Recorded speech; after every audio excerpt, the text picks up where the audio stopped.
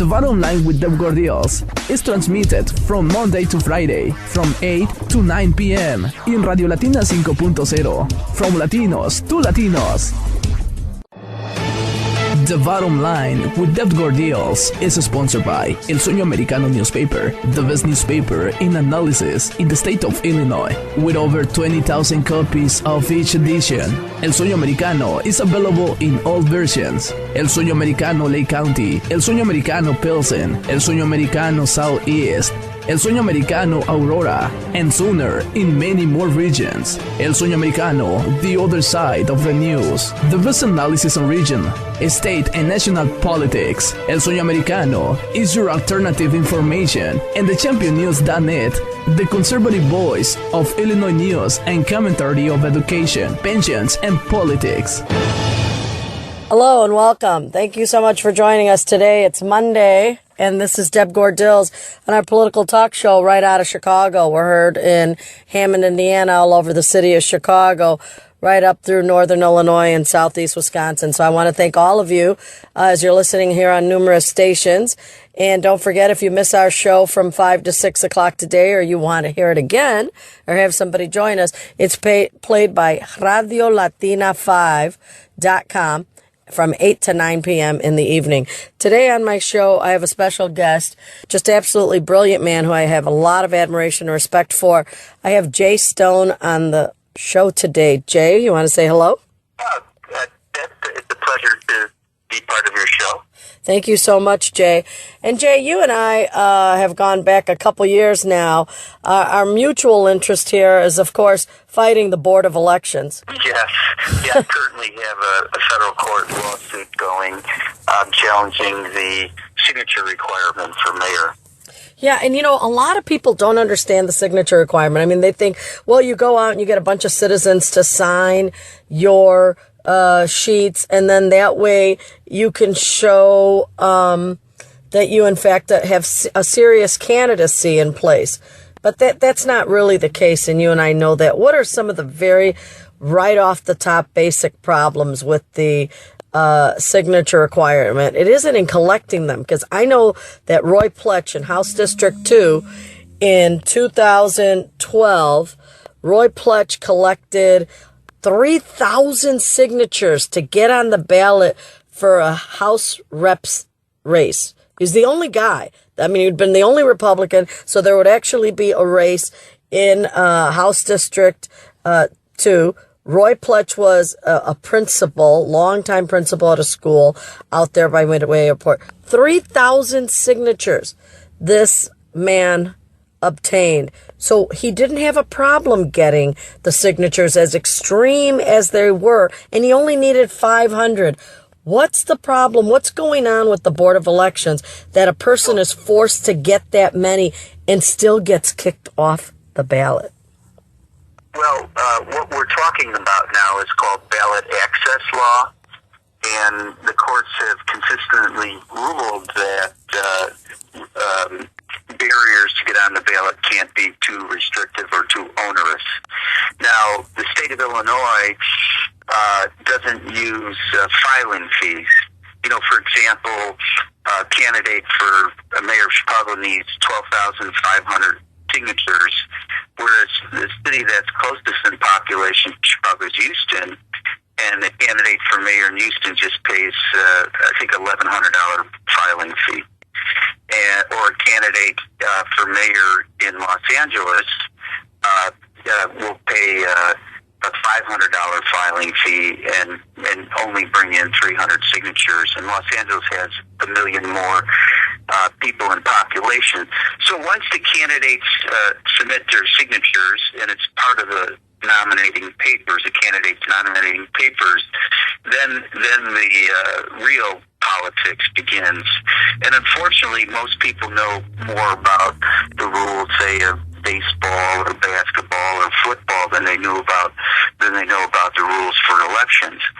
Anyway, so then there's an objection period where any citizen can object to a candidate's nominating petition. But you and I know that the people who object are not good citizens who say, oh my gosh, that person is a bad person. The people who are objecting are just the suck-ups to the aldermen or the state rep guys, the incumbent elected official. Right. Well, there's a rule of thumb in Chicago politics is you never challenge a candidate. You always have some flunky do it for you. For example, when I ran for alderman in 2003, my signatures were challenged, and I submitted probably about at least five times the number of required signatures. And but when I was given the court documents, the summons and complaint, I added up all the signatures they said of mine that were invalid, and then I counted the leftovers, and by their own admission, I had enough valid leftover signatures to get on the ballot.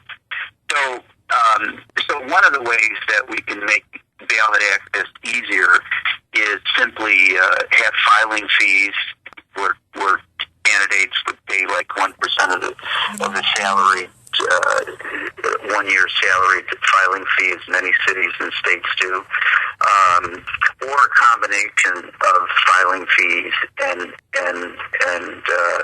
signatures. So what the end result of the restricted ballot access is that we end up with very little political competition. For example, in the last primary, March 18th, I think if, candidates or voters would recall, or listeners recall, that there was so many offices that there was no candidate there, or there was just a couple candidates. If there's an opening for a job, you might have 100 people applying for that job. Yet, if there's an opening for a political office, there's just one or two. So, but it's not that people don't feel confident. You and I know that this is the whole election process, the whole getting on the ballot. This is a big joke on the citizens of Illinois. This is a drain on the taxpayers. It is a waste of millions of dollars to have the Board of Elections open and functioning when it is just the front line to stopping a citizen or a community from being represented. It is shameful. Well, and that's my point, is that the Chicago machine just doesn't steal votes. They steal offices, they steal elections, and they steal entire governments. If you look at the chairman of the Chicago Board of Elections, Langdon Neal, he makes $90,000 a year. He has insurance, medical, dental insurance, and he's getting a full pension, and I estimate he works no more than 250 hours a year. Now, you couple that, Langdon Neal is also a lobbyist, so Langdon Neal is lobbying the very same people whose elections he conducts and certifies. So he's lobbying aldermen, he's lobbying the mayor, and then he gets no bid city contracts. So the very people who pass through his office through the Chicago Board of Elections on the way to holding an elected position are bestowing large contracts. So Langdon Neal has a financial incentive to deny candidates ballot access, especially unaffiliated candidates who aren't part of the machine, because he wants to keep his people in office so that he can continue this never-ending stream of money. I estimated that Langdon Neal has made at least $40 million since he's been serving as chairman of the election board, and all of that $40 million has been the result of no-bid city contracts or lobbying public officials. And I know my figure is pretty accurate because twice I filed Freedom of Information requests, and I was given Langdon Neal's taxes. And so I've seen, tax returns. So I've seen he's earning like $2.5 million a year, and God knows what he has in his law firms. And here's the part that bothers me. In the 36th ward, there's high schools and grammar schools that had to make an appeal for toilet paper for toilet paper. We have public schools in the city of Chicago on the northwest side in the 36th ward where Alderman Sposato had to make appeal for toilet paper. People, there is something wrong when this guy who only works 200 hours in a year, let's say he works 300 hours in a year, can bring in millions and millions of taxpayer dollars, but we don't have enough taxpayers' dollars to supply toilet paper to our area high schools? And $90,000 a year salary and benefits, the medical benefits is worth thousands of dollars. It's horrific. Now, I actually filed a lawsuit in the circuit court of Cook County, or some people like to say Cook County, and to have him removed as an election commissioner. I figured there was some way that there had to be to remove him, so I started reading the election code from cover to cover, and I discovered a law that you can file a petition to remove him, and so I did. But it was held in Cook County Circuit Court, the people that appointed him, and it never the case was never on the docket. The case has been sealed, and I never attended the last two hearings in which the case was litigated. So I have really no idea what happened. All I know is I lost the case, but this is the way things go in Chicago. And he still. What my understanding of the ruling was that they ruled there was no conflict of interest. However, there was a governmental ethics law passed, I believe it was in 2005. It's called the Illinois Governmental Ethics Act, in which all public officials and all employees had to be under some type of ethics. And the standard for ethics is lower than, say, for a legal standard. And so, I said that even have to have a conflict of interest, all there had to be was an apparent conflict of interest. Right. And yet, the court, in their infinite wisdom, said, no conflict. Well, you know that a lot of these judges run unopposed, and a lot of the judges in Illinois are in the pockets of these very officials. When every single person listening to the show, when you have gone to vote, you have seen 10 to 15 judges, Democrat judges running for office, being put up by the very Democrats, all running unopposed. They all win these seats, and they could easily lose these seats in some cases. And so, of course they're going to support the machine and the Democrats when these cases come up for court. And so, here we are at 12 o'clock. Jay Stone, I have to go to commercial break so that we can continue with the show. After these commercials, we'll be right back with Jay Stone. Thank you so much. The Bottom Line with the Gordils is transmitted from Monday to Friday from 8 to 9 p.m. in Radio Latina 5.0. From Latinos to Latinos. The Bottom Line with Deb Gordils is sponsored by El Sueño Americano newspaper, the best newspaper in analysis in the state of Illinois, with over 20,000 copies of each edition. El Sueño Americano is available in all versions: El Sueño Americano Lake County, El Sueño Americano Pilsen, El Sueño Americano Southeast, El Sueño Americano Aurora, and sooner in many more regions. El Sueño Americano, the other side of the news. The best analysis on region, state, and national politics. El Sueño Americano is your alternative information, and the championnews.net, the conservative voice of Illinois news and commentary of education, pensions, and politics. Hello and welcome back to the show. This is Deb Gordils, and you're listening here in Chicago Radio, political talk show. We're very happy. We're into week 2. Here we are. And I have Jay Stone as my guest. And before we left, Jay was talking about... Jay, are you still there with us? He was talking about the Board of Elections. Right. Well, you segued into the courts, which oversees the elections. There was 28 judges that ran in 2012. All 28 judges ran unopposed. what kind of democracy? On my website, stoneformayor.com, I wrote an article how the Chicago machine renders voters irrelevant.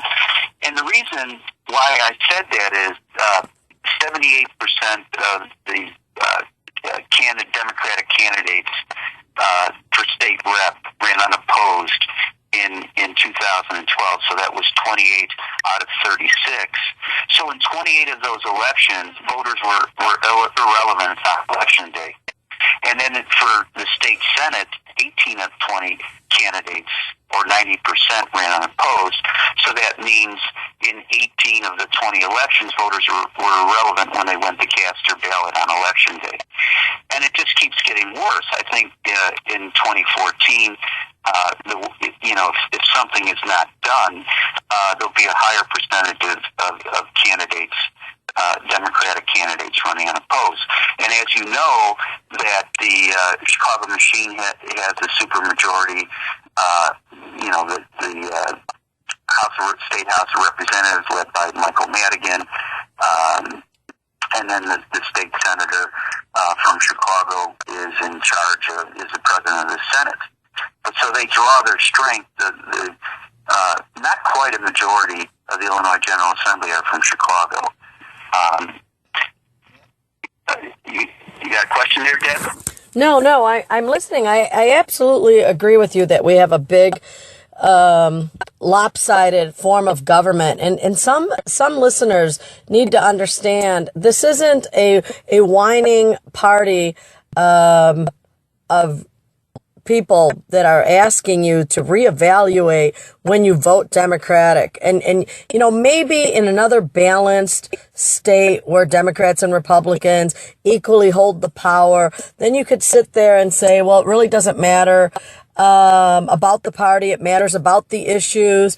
But here, it really does matter. Every time you vote Democrat in Illinois, you vote to sustain a very corrupt system that infringes on our rights and infringes on your right as a voter. Democrats need to understand that they're not part of this team. If they think for 1 second, if a Democrat voter thinks for 1 second, they're allowed to speak out against Madigan, they're allowed to vote against the Democrats. I dare you to try that, because you'll be put in your place so fast you won't even know what hit you. The reason why so many Democrat voters, the reason why they don't understand this is they don't try to run for office. I agree with you, that if you don't vote with Madigan, that, you're done. But more importantly, your listeners need to understand for 16 years, the Chicago machine rigged jobs and elections. There's federal court testimony in multiple trials in which it was outlined how jobs were rigged, and they were rigged for the purpose of having government employees go out and campaign. So these employees were hired, they were retained, they were promoted, they were given bonuses for their campaign work, which is illegal, and almost 60 people went to jail. And so the federal court judge, Wayne Anderson, he installed check-in monitors for the city of Chicago in, I believe it was 2005. 9 years later, the check-in monitor is still there. You've got a check-in monitor for Cook County government, Cook County Sheriff's Office. I think that has been removed. Cook County Department of Corrections, Cook County Forest Preserves. All of these bureaucracies were managed before and are currently managed by Democrats. And so they expanded their power. Democrats expanded their power by violating a federal court decree, by using criminal activity, and then once the FBI raided City Hall, the next thing they did is they passed more restrictive ballot access laws so that their candidates were more likely to run unopposed. Yeah, it really is. You either got to play along, even the workers, the city workers and the businesses in the city, they're very afraid. They're very afraid to get involved or question what the people who are elected say or do. You know, this past election before the primary, we wanted to figure out, well, what is it that the Democrats are doing that the Republicans are not, that allow the Democrats to get by on their petition sheets? You know, because often the Board of Elections will say, well, just do a better job, or, you know, which we know is all just a bunch of hay. But we went and reviewed with a team of about 25 citizens. We reviewed the petition sheets and the signatures collected by over 30 incumbent Democrat elected state house senators and state house representatives. And we found overwhelmingly that these petition sheets were forged, were photocopied. These petition sheets were in they had signatures you couldn't even read. You couldn't even find half these people in the voter registration bank at the Board of Elections when you tried to find them. And the hearing officers that sat during these hearings at the Board of Elections, even if a signature on the Democrat sheet could not be found, they still allowed it to be valid for the Democrat incumbent. It was crazy. Well, if that be the case, I mean, that's criminal. Oh, listen, the attorney handling the cases sat down and he looked right at me, and he has been a lifelong Democrat. He and his wife, both attorneys, both lifelong Democrats. He looks right at me and he says, Deb, and I said, yes. And he goes, I've only been at this a week. And I've been down there at the Board of Elections and I've looked at this stuff. And he goes, there is no doubt in my mind that this is all criminal activity. That's what he said. It's all criminal activity. And I just smiled and I said, you're preaching to the choir. We've been looking at this for years. And just like Langdon Neal was hired to deny non-machine or non-affiliated candidates, so he hires people that are going to follow through on his wishes. Yes. There's always somebody out there willing to make $1 and sell out their own mother if they have to. And I'm telling you, the Democrat Party has a list that's very long of those kind of people. They don't care about the Constitution. My God, telling them it's against the law or it's a Constitution, they don't care about that kind of stuff. And they don't. You're absolutely right. I mean, they are the law. They're above the law. They could care less. I was reading online. Judicial Watch has now filed a lawsuit against the state of Colorado and 2 other states for voter rolls that have not been cleaned, and that these ballots that are floating out there allow people to use them and to win elections. Hello, I sent him an email and said, you need to come to Chicago. We have over 100,000 in just a dozen zip codes in the city alone. There are 6 zip codes in the south side down there where they put out 100,000. Deb, because President Obama denounced the elections in Russia. He's had the Attorney General file election lawsuits in Texas and I believe Virginia. So in Republican states, and yet in his home state of Illinois, he doesn't do anything. He doesn't do anything here. We're the murder capital of the world, right around his neighborhood and his house. That's why when he doesn't win the presidency, he's not coming back to Chicago. He's not coming back here. To what? To move into the murder capital of the world? Because it ties into the ballot access. When Barack Obama first ran for state senate in his very first election, all 4 of his opponents were knocked off the ballot. 2 of his opponents filed federal court lawsuits. Most people don't know that. And so I looked at all of the candidates who were denied ballot access at the time, and the average invalidation of signatures of non-Barack Obama opponents was 37%. Barack Obama's opponents' signatures were invalidated at 62%. So Barack Obama's opponents' signatures were invalidated at a rate of 25% more than the other candidate. He got a free ride. You and I know that he had no business. He didn't even win that primary against Hillary Clinton. She didn't have a chance at all because those Democrats knew what they wanted. They wanted Barack Obama in there, and they were going to lie, cheat, and steal to do it. And that's exactly what they did. That's exactly what they did. There was nothing honest about his election or his run or what he did. They were able to find somebody that they were going to able to use, and they ran him. And there's a lot of people that are disenchanted with the Democrats and Barack Obama. So, but in this last election cycle, well, in 2012, I wrote an article called. The title was 9 Republican signatures invalidated at a rate of 72%. So the Chicago Board of Elections denied ballot access to 9 Republican candidates. 72% of these candidates' signatures were invalidated. Yeah. That's absurd. Okay. You talk to around the country, 15% would be high. And you know what? 20% would be outrageously high. Right. And here in Chicago, it's 72%. All right, I need to add something to that because right now I have some Democratic listeners going, oh, yeah, I'm on the team that knows how to win the game. Oh, yeah, you know what? Let me tell you something before you get off cheering anymore about your team.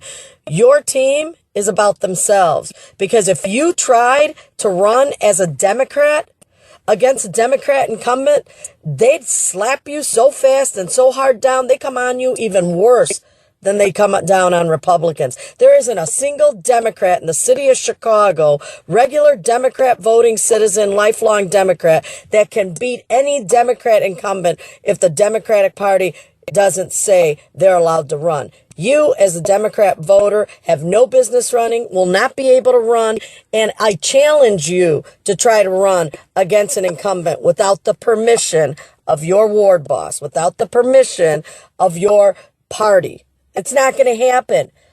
So the Republicans here are not just fighting a fight. What you're saying is democracy is dead. And I draw this analogy. In China, they have elections, but all the candidates have to be from the Communist Party. And the same thing is true in Chicago and Crook County. Is that if you want to run for office, you gotta belong to the Chicago Democratic Party. No, not the party. You have to be part of that machine. You have to be part of the machine.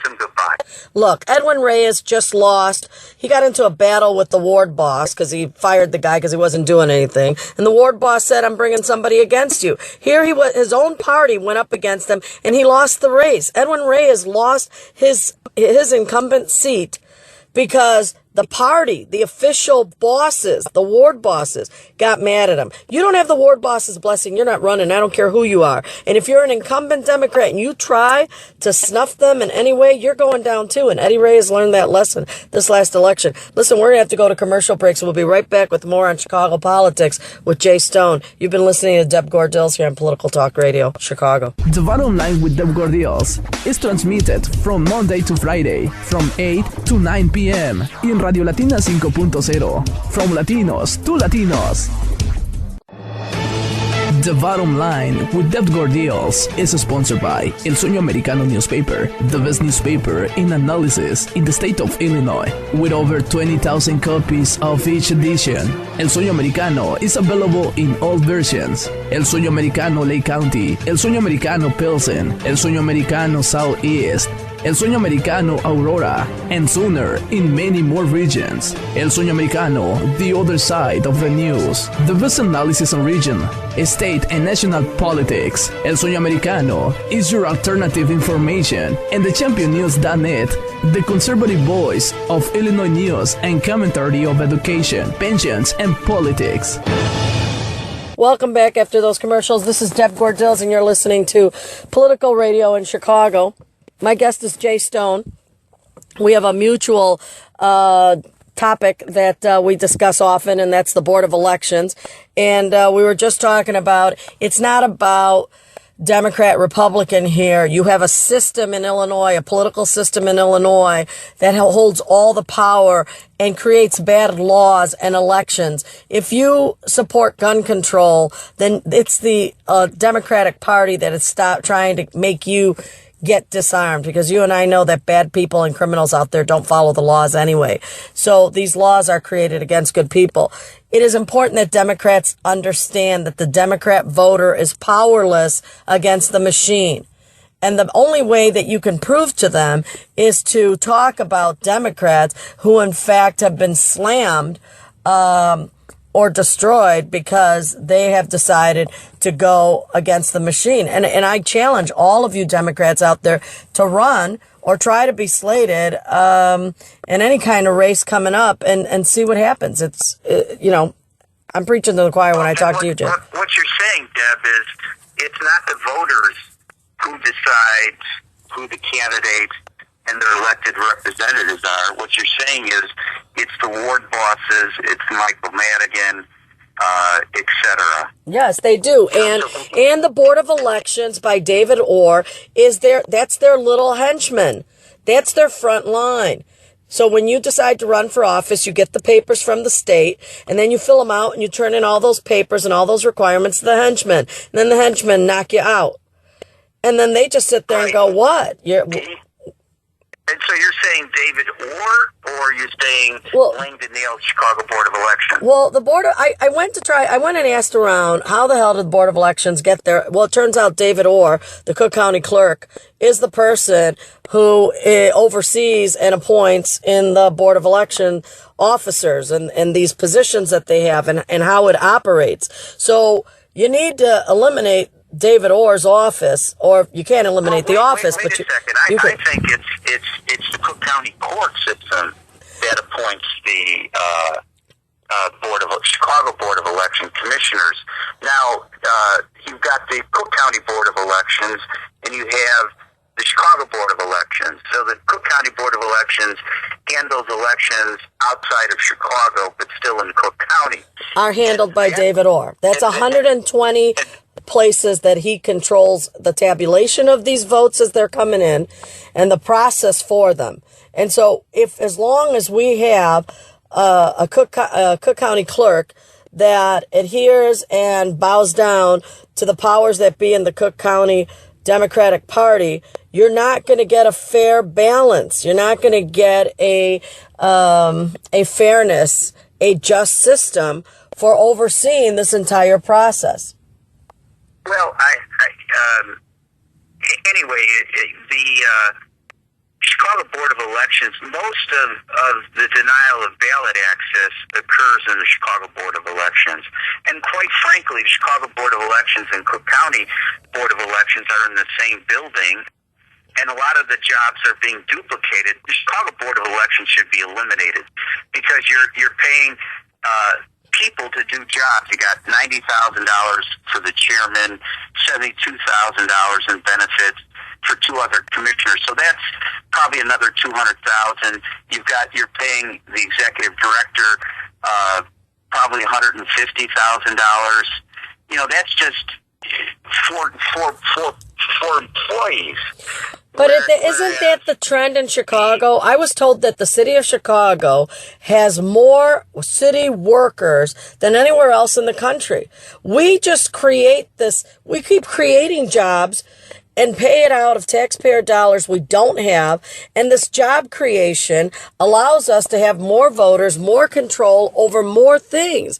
I mean, how much more control do you want over your life? They control the public school system.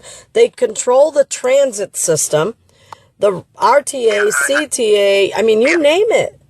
The postal system. I actually wrote an article about how the appointed Chicago Public School Board is a result of corruption and criminal activity. So while Mayor Daley was rigging jobs and elections before the FBI intervened and stopped it, he was providing Michael Madigan with campaign workers and city jobs so Madigan could win state rep races. And then it was like a quid pro quo. So Daley helped Madigan and then Madigan changed the law to help Daley. For example, the appointed school board, solely by the mayor, passed in 1995, and the election rigging scheme started in 1988. So it was 7 years after the election rigging scheme, and that was the result of unduly elected state reps and state senators. Yeah, it is unbelievable the amount of bad legislative laws that are on the books in Springfield, created by this stronghold of Madigan controlling the capital of Illinois in Springfield, and using that office to create laws that strangle the political process for the entire citizens, all of the citizens in the entire process, for citizens being in communities being able to get proper representation. I'll give you an example. In 1995, Madigan passed a law that changed elections from partisan election for mayor of Chicago to nonpartisan. So a Republican could used to be able to run by submitting, I think it was like 275 signatures. Then it went up to 12,500. So it almost went, 100 times higher from one election to the other. And so when's the last time you've heard of a strong Republican candidate? I think it was like 1983 after Mayor Harold Washington won the Democratic primary against Jane Byrne and Mayor Daley. Yeah. And then you had Bernie Effen running. Right. But the reason why they changed that law, Daley had that law changed because it gave him protection. Because Jane Byrne finished second. If Mayor Daley would have finished second in any race, there would have been a runoff. And he would have won the runoff against, let's say, an African-American or Hispanic candidate. So in my opinion, the change from a partisan to a non-partisan election for mayor is racist. Yeah, and let's get one thing straight to all our listeners out there. When a person comes and knocks on your door and says, "Please sign this petition, I'd like to get on the ballot," it doesn't matter whether they're Democrats or Republicans, Green Party, Independents, whatever the hell they are. You have a legal right to sign that petition sheet to help them get on the ballot. So a lot of people say, well, I'm a Democrat, I can't sign it because it's for a Republican, or I'm a Libertarian and I can't sign for a Democrat. No, all of that is just garbage. That's all messed up so that you're confused, so you don't know what you can do. You don't have to go fill out paperwork. You don't have to pay money. You don't have to go change your voter registration card. You can sign if you're a registered voter. You can sign the petition sheet of the person who comes and asks you if you would sign to get them on the ballot. And so I don't want people out there to think, oh, Republicans just don't put anybody on the ballot. They just don't have a strong party. Listen, I personally went and helped over a dozen people run as Republicans to get on the ballot in the primary when they were running Republican committeemen in Chicago. I was involved in over 25 races there where I was personally involved helping and volunteering with all of these people. And then what ends up happening is that they end up kicking them all of them off. So we had maybe 12 candidates. Those 12 candidates that were slated. It came out in the Sun Times and the Illinois Review said, a dozen, the Chicago GOP or the Cook County GOP slated a dozen candidates for the first time in 30 years or 3 decades. We sat back laughing because it wasn't the Chicago GOP and it wasn't the Cook County GOP. It was Republican committeemen who had just been newly elected. I got them together, and we together ran and slated these dozen candidates trying to get them on the ballot, and they were kicked off the ballot. We didn't get any credit for it. We don't even care because it isn't about getting the credit. It's about trying to fight the fight. And so, people out there need to understand you could end up, how many people ran? You could end up running, I don't know, 100 Republicans. How many candidates tried to get on the ballot? And isn't it something like 88% of them get kicked off the ballot? So you might start off with 350 people who file the paperwork according to the Board of Elections. And then you watch them one by one get eliminated. It's going to be absolutely horrific in 2015 for aldermen. Last summer, they doubled the signature requirement from 2% to 4%. I want every single citizen out there to watch that race. Watch those races. It's going to be a bloodbath. It's going to be a slaughter. The candidates are going to get slaughtered left and right. You don't have a chance in Chicago. All you Chicago listeners, you have a better chance of winning the lotto than you do to get on a ballot against an alderman in the city of Chicago. I predict that 2-3 people are going to try to run against the ward boss right now, and I predict that half of them will all be kicked off, and half of them will run with nobody running against them. And half of them, I would say about 80%. Okay, so let me explain something to the listeners. The right to run for there's a difference between a right and a privilege. Owning a driver's license or holding a driver's license is a privilege, but running for office is a right. These are constitutional rights. And you don't have to have anything more. You don't need to be anything. Go ahead. And again, that candidates have a right to their free speech, and that supporters of candidates have a right for free speech, or to have their candidates espouse their free speech. And then it's the 14th Amendment because it's equal protection. I understand that, but there's not equal protection between Democrats and Republicans when it comes to getting on the ballot. There's like two sets of rules. Right. One rule for Democrats, and a very strict and restrictive and onerous rule for Republicans. We have to go to commercials here real soon. I just want to really quickly wrap up this closing statement. You have to understand that it is your right to run for office, and to run for the alderman, you don't need to have a bachelor's degree, a master's degree. I don't even think you need a high school diploma. You need to be 18 years old. Well, I'm not sure that. I'm not exactly sure the age. You have to be a resident. You have to be a resident in the ward. And before you submit your nominating petitions, talk to someone who's experienced or an election law lawyer. No. You know what? You shouldn't. About running for alderman. Now is the time. Okay, listen to me. Really quick. I don't want you to give my listeners the impression that you need a lawyer to fill out some basic paperwork that amounts to getting into high school.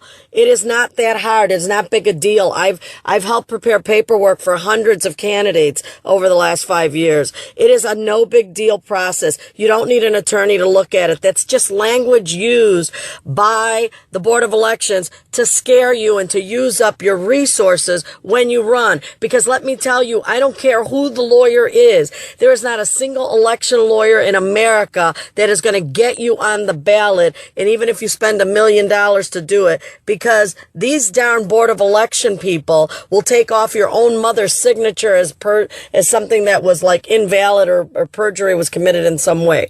You and I know that that's the case. I've seen good signatures and crazy reasons why these people get off. So a lawyer's not the answer. Please don't think that is. But let's go to commercials right now. We'll be right back after these commercials. This is Deb Gordils talking to Jay Stone on Chicago Ballot Access. The Bottom Line with Deb Gordils is transmitted from Monday to Friday from 8 to 9 p.m. in Radio Latina 5.0, from Latinos to Latinos.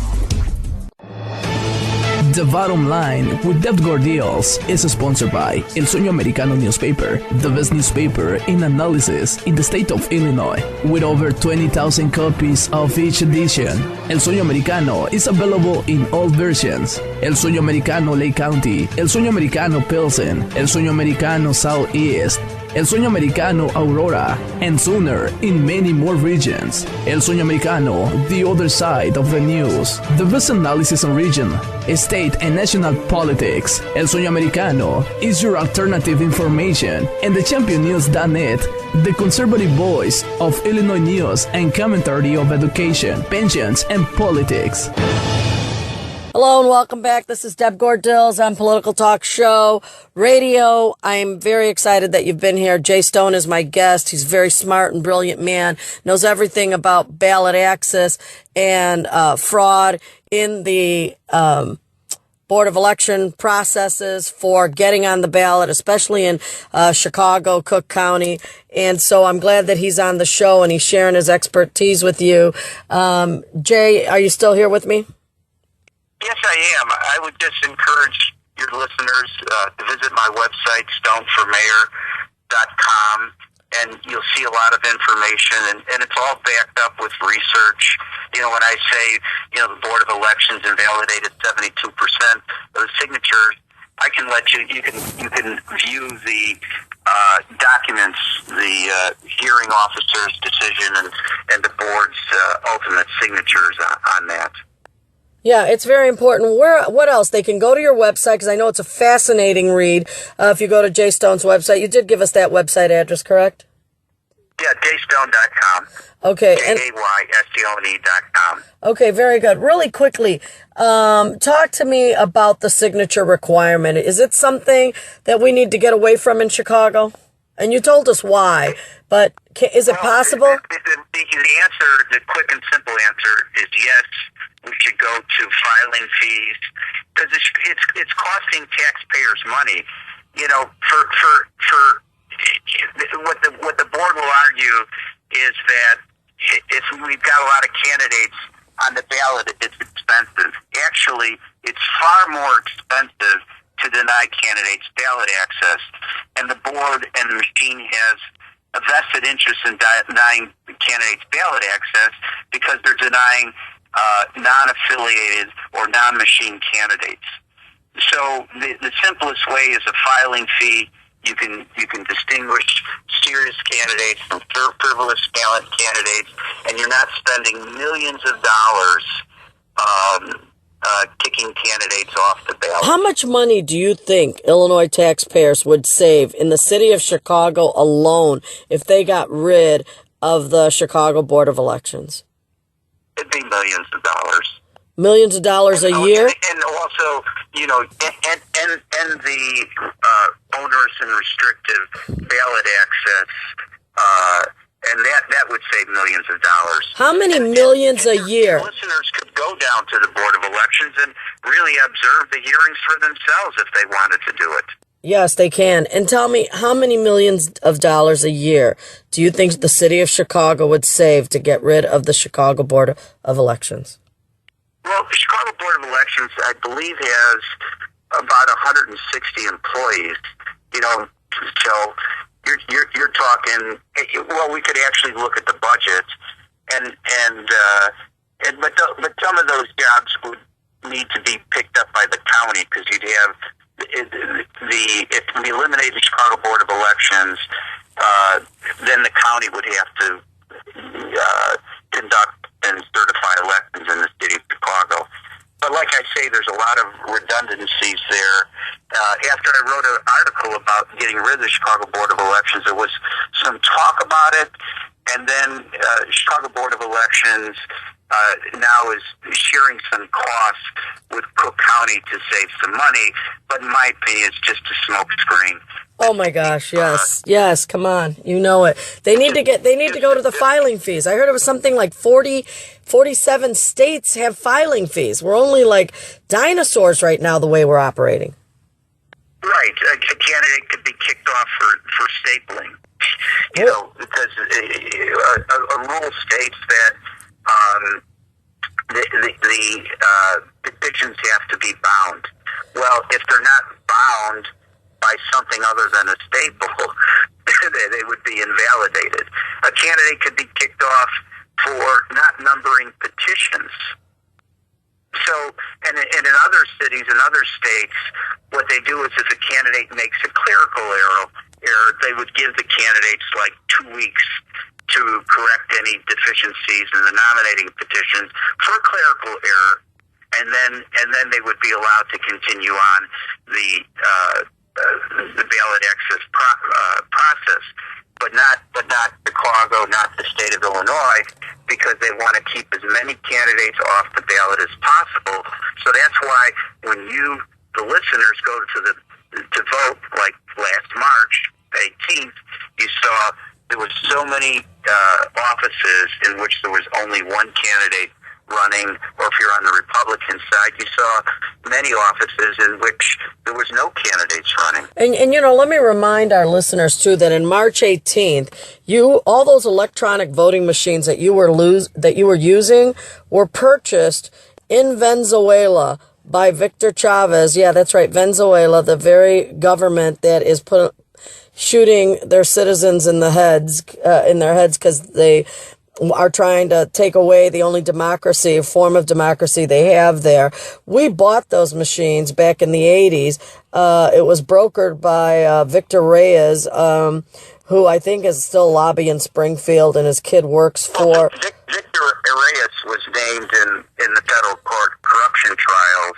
He's a former intergovernmental affairs, so he was one of the highest-ranking people involved in the job and election rigging scheme that went on for 16 years. Okay, well, those machines, those electronic machines... Okay, those electronic machines that you just used to vote on in March were purchased from Venezuela, used here in Cook County for our elections. They said they were going to throw them away and get rid of them after this election. We'll see if that happened.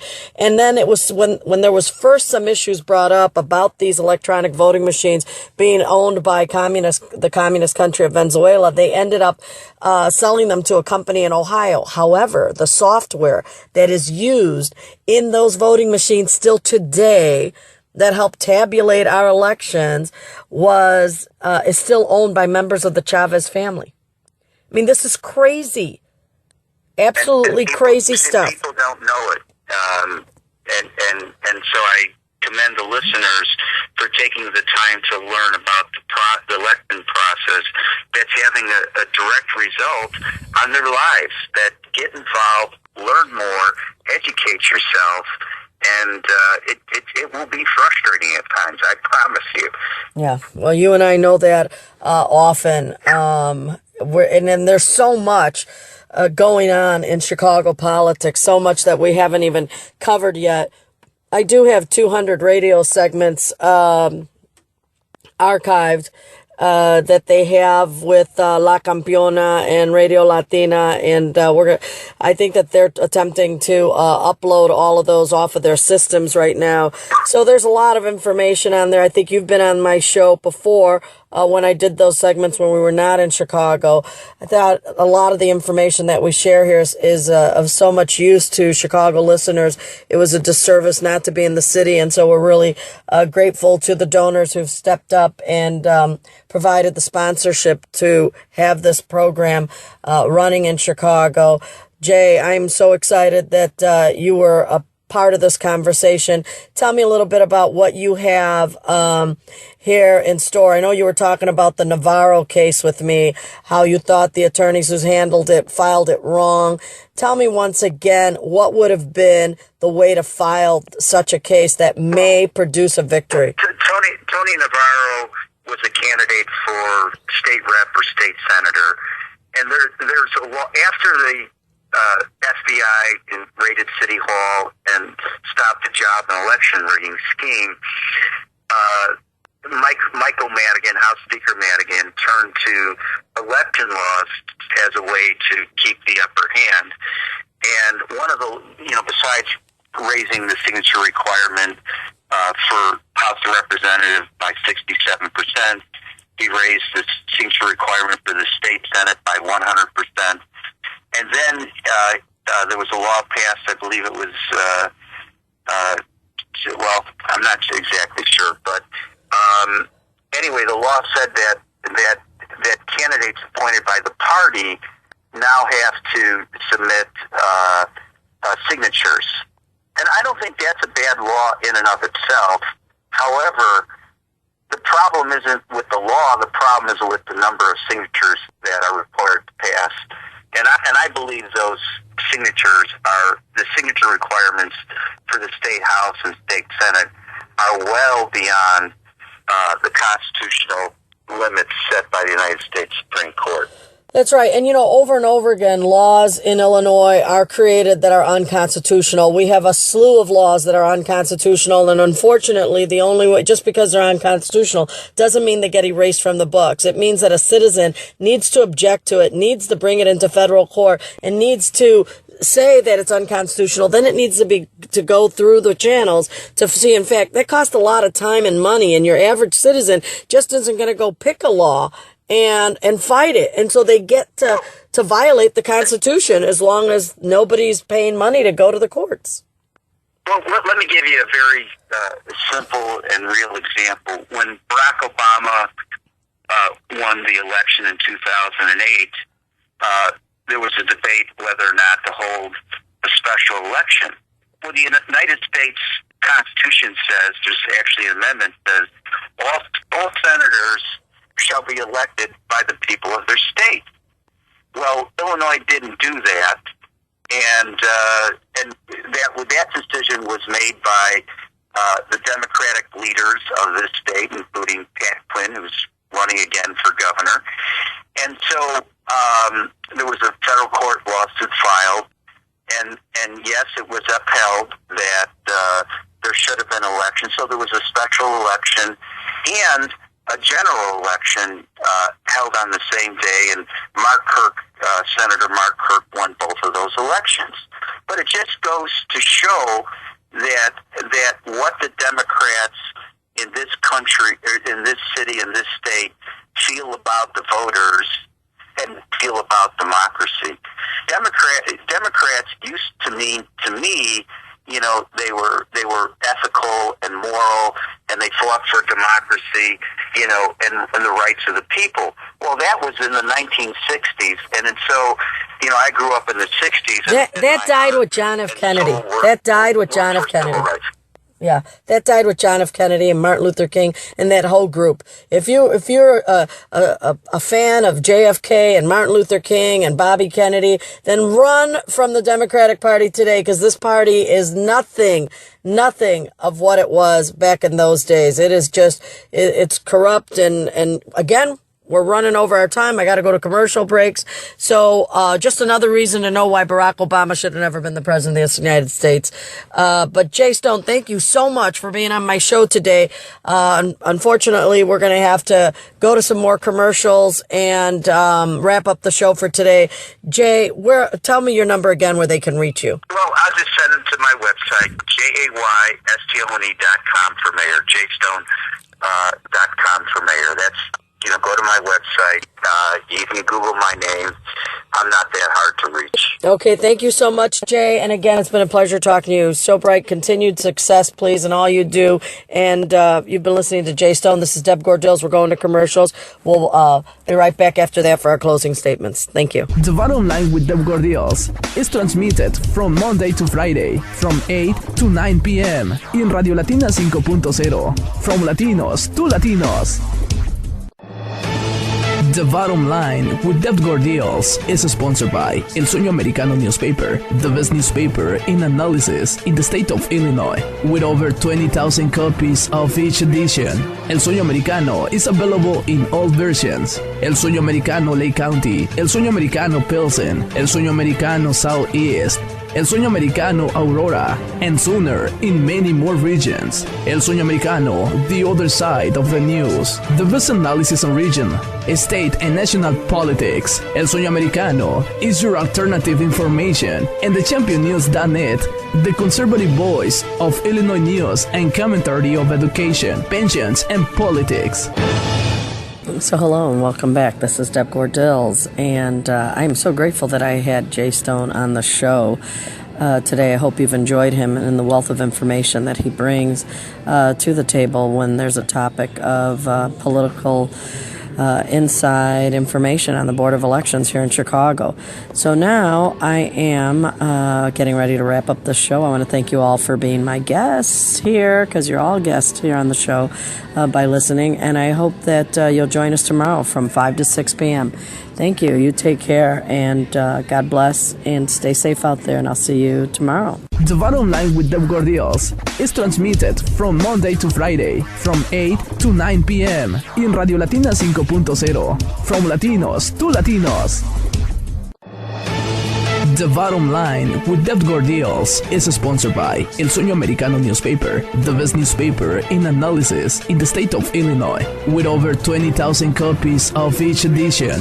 El Sueño Americano is available in all versions: El Sueño Americano Lake County, El Sueño Americano Pilsen, El Sueño Americano Southeast, El Sueño Americano Aurora, and sooner in many more regions. El Sueño Americano, the other side of the news. The best analysis on region, state, and national politics. El Sueño Americano is your alternative information, and the championnews.net, the conservative voice of Illinois news and commentary of education, pensions, and politics.